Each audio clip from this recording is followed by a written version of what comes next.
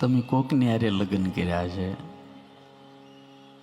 લગ્ન તો કર્યા છે ને બધાએ કર્યા છે ને, હારી પીટના કર્યા છે ને, એ રણજીતજી બાપુ કર્યા છે ને, હરખા કર્યા છે ને, ભાગીન કર્યા છે ને. આમાં તો કેટલાય ભાગીન કર્યા હોય એવા હોય યાર.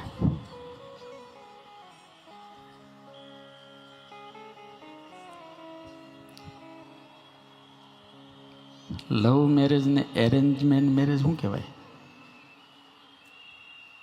લવ મેરેજ અને એરેન્જ મેરેજમાં ફરક શું? લવ મેરેજ એટલે ડાયરેક્ટ ફાંસો ખાવો,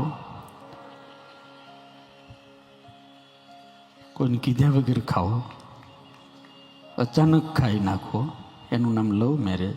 અને એરેન્જ મેરેજ એટલે શું ખબર છે? વ્યવસ્થા કરીને ફાંસો ખાવો, બાકી ખાવો તો ખરો હોય.